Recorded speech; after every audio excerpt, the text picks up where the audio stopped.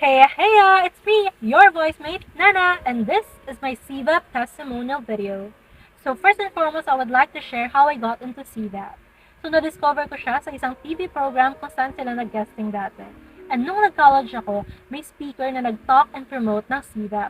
But at that time, even though I was interested, ay busy ako noon sa studies ko. So I never really got to join and research about the program, but ever since then, I started following their social media accounts. And one day, I stumbled across their Facebook post na video ni Papa Lem. It was a TikTok challenge na kailangang i-duet yung video na yon and i-voice over yung PSA. And as someone who has no prior professional experience and equipment, ay talagang it was a challenge for me. Medyo mahaba, mabilis, and nakakabulol siya. But despite all those challenges, ginawa ko pa rin and in the end, nanalo ako ng scholarship for CVAP. Naging VPAP scholar ako kaya ako nandito. Pero syempre, hindi ko lang naman trip-trip sumali ng CVAP, ano? It has been my long-time dream to become a voice artist. And ito yung opportunity na napunta sa akin and I'm very grateful for it. And not gonna lie, joining Batch 27 was not easy for me. Tinanong ko yung sarili ko, kaya ko ba to?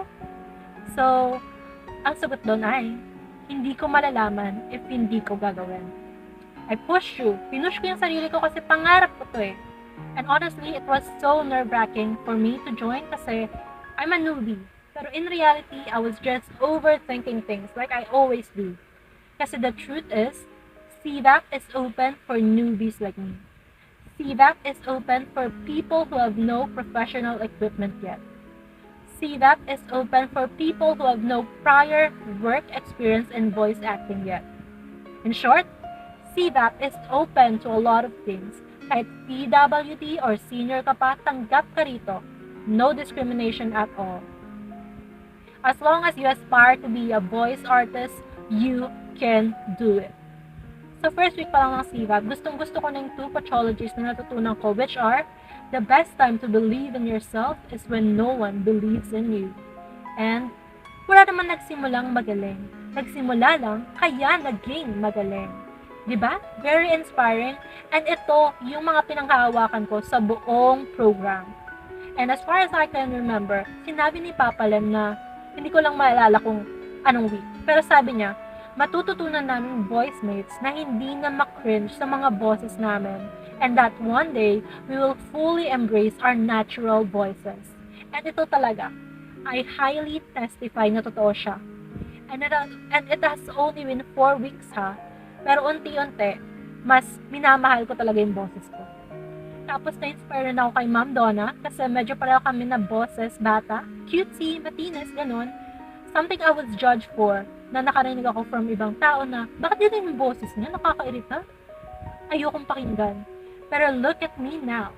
I am slowly evolving, trying to improve the way I sound and loving my own voice. Personally, sobrang hindi naging madali ang CVAP experience ko.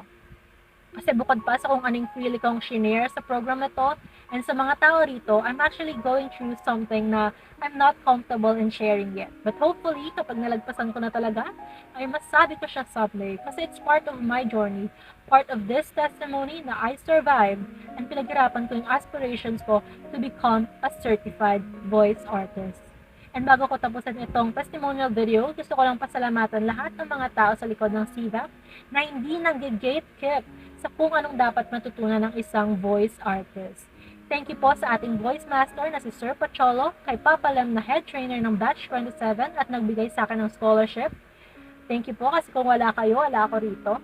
Kay Sir Navi, the assistant head trainer of this batch.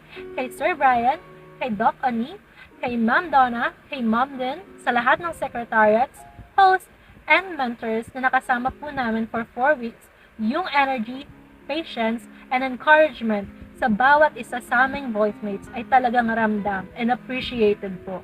So maraming salamat. Thank you for the very unforgettable and helpful experience na to, which is something na panghahawakan ko in the present and in the future. So ayun, bago ako magpaalam, gusto ko lang ipakilala na ang inyong Nana Dinig na tinig ay mula sa akin, Nana, at wala nang iba. Bye-bye!